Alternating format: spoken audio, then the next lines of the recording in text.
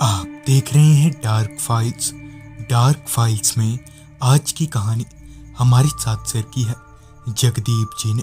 तो चलिए बढ़ते हैं आज की कहानी की ओर। आज की इस वीडियो में आगे बढ़ने से पहले अगर आपने अभी तक डार्क फाइल्स चैनल को सब्सक्राइब नहीं किया है तो कर लें, और ऐसे ही और वीडियोस के लिए देखें अनहोनी। चैनल की लिंक आपको नीचे डिस्क्रिप्शन बॉक्स में मिल जाएगी। जगदीप जी बताते हैं कि पैसे से वो एक असिस्टेंट ट्रक ड्राइवर या यूं कहे तो ट्रक के खलासी हैं। और जहां तक मुझे याद है ये उन दिनों की बात है जब मैं इस खलासी लाइन में नया आया था। उस दिन काम पर मेरा पहला दिन था। जैसा कि मालिक ने हमें बताया था कि ट्रक लेकर हमें मिल पर पहुंचना है, जहां से हमारी ट्रक में चावल लोड किए जाएंगे और उन चावलों को हमें यहाँ से यानी पटना से देहरादून ले जाना था। लिहाजन मैं और गुरुजी, या ऐसे कहें तो ट्रक ड्राइवर मंजीत जी, जिन्हें मैं इज्जत देकर गुरुजी बोलता हूँ, हम लोग ट्रक लेकर मिल पर पहुँचे, जहाँ कुछ ही देर में वर्कर्स ने ट्रक में चावल लोड कर दिए। चावल लोड होते ही मैं और गुरुजी देहरादून के लिए रवाना हो गए। काम पर आज मेरा पहला दिन होने की वजह से मुझे हाईवेज के बारे में ज़्यादा कुछ आइडिया नहीं था। ट्रक में बैठा मैं बस खिड़की से बाहर ताके जा रहा था। पटना से देहरादून यहीं कोई 1290 किलोमीटर के आसपास ही होगा, तो अभी हमें काफ़ी लंबा सफ़र तय करना था। अब ट्रक में बैठे बैठे मैं बोर होने लगा था, जिस वजह से मैं अपनी चुप्पी तोड़ते हुए गुरुजी से बातें करने लगा। बातों ही बातों में दिन कब ढल गया पता ही नहीं चला। सूरज ढलते ही चांद ने आसमान पर रोशनी बिखेरना चालू कर दिया। ऐसे ही हाईवे पर चलते चलते कुछ ही घंटों में रात हो गई। दिन के मुकाबले रात में हाईवे पर काफ़ी कम चहलकदमी थी। हम लोग काफ़ी वक्त से ट्रक चला रहे थे, जिस वजह से अब ट्रक को थोड़ा ब्रेक चाहिए था, और हमें भी। लिहाजा हमने ट्रक को एक ढाबे पर रोक दिया।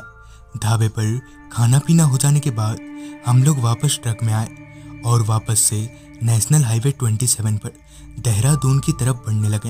रात के यहीं कोई 11:15 बजे का वक्त हो रहा था।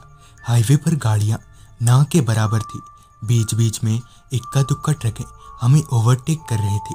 उस अंधेरी रात में हाईवे के किनारे खड़े पेड़ बेहद डरावने लग रहे थे। खिड़की से बाहर देख रहा मैं अब थोड़ा थोड़ा डरने लगा था।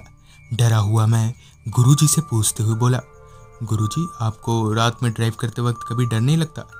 जिस पर गुरुजी ने कहा, अब तो नहीं, मगर उस दिन लगा था। जिस पर मैंने गुरुजी से पूछते हुए कहा, किस दिन? जिस पर गुरुजी ने एक आप बीते की शुरुआत करी। घटना की तरफ बढ़ते हुए गुरुजी ने बताया कि ये उन दिनों की बात है जब मैं यानी गुरुजी इस ड्राइवरी लाइन में नए आए थे। उस दिन भी मैं और मेरा एक खलासी गेहूं से भरे ट्रक को नासिक ले जा रहे थे। नया होने की वजह से मुझे भी तुम्हारी ही तरह हाईवेज के बारे में ज़्यादा कुछ आइडिया नहीं था। ऐसा भी नहीं था कि मुझे कुछ भी ना पता हो, मगर मेरे बगल में बैठा वो खलासी उम्रदराज आदमी था, जिस वजह से वो मुझे गाइड कर रहा था। दिन भर तो सब कुछ ठीक ही था। मैंने काफ़ी अच्छे से ट्रक ड्राइव किया। अंधेरा होते ही हम लोग हाईवे से सटे एक ढाबे पर खाना खाने के लिए रुके। करीबन 20-25 मिनट ढाबे पर रुकने के बाद हम लोग वापस ट्रक में आए और फिर से नासिक की तरफ आगे बढ़ने लगे। दिन के मुकाबले रात के वक्त हाईवे पर काफ़ी कम गाड़ियाँ नज़र आ रही थी। जो एक आध गाड़ियाँ दिखाई पड़ रही थी वो भी हमारी तरह ही लोडेड ट्रक्स थी। अभी हाईवे के जिस एरिया में हम आगे बढ़ रहे थे वो एक जंगली इलाका था। रास्ते के दोनों तरफ सिर्फ घने पेड़ के सिवाय कुछ भी नज़र नहीं आ रहा था। अब हमारी ट्रक भी अपनी पूरी रफ्तार से उस सुनसान हाईवे पर दौड़ रही थी कि अचानक ही ना जाने कहां से एक औरत मेरी ट्रक के सामने आ गई। मैंने ट्रक की रफ्तार धीमी करते हुए एक झटके से ब्रेक मारा, मगर अब तक बहुत देर हो चुकी थी।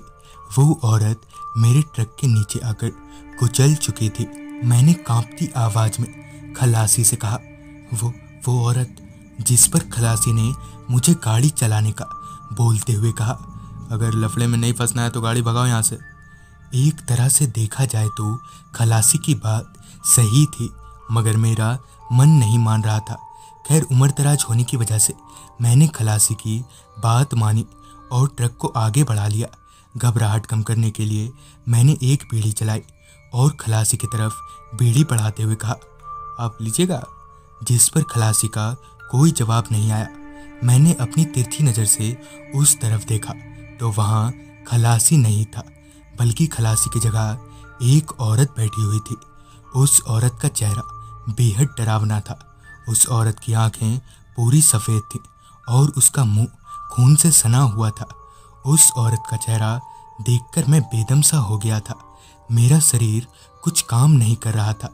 डरा सहमा मैं बस ट्रक चलाता गया, क्योंकि मेरे पास सिवाय ट्रक चलाने के और कोई चारा भी नहीं था। इसी बीच मेरी नज़र एक छोटे से ढाबे पर गई। मैंने बिना कुछ सोचे समझे ट्रक की स्टीयरिंग ढाबे की तरफ घुमा दी और जल्दी से भागकर ढाबे पर गया, जहां सबको पूरी बात बताई। पूरी बात सुनकर 4-5 लोग ट्रक में आए तो अब वो औरत वहां नहीं थी और खलासी ट्रक के पिछली सीट यानी केबिन में बेहोश पड़ा था। लिहाजा हम लोगों ने खलासी को होश में लाया। इस घटना के इतने सालों बाद भी ये पता नहीं चल पाया कि वो औरत कौन थी और उसने मुझे कोई नुकसान क्यों नहीं पहुंचाया। तो दोस्तों, ये थी जगदीप जी की भेजी गई कहानी। अगर आपके पास भी ऐसी कोई कहानियां हैं तो हमारे साथ ज़रूर शेयर करें। तो मैं आर्यन जल्दी ही मिलूंगा आपसे ऐसी ही एक कहानी के साथ।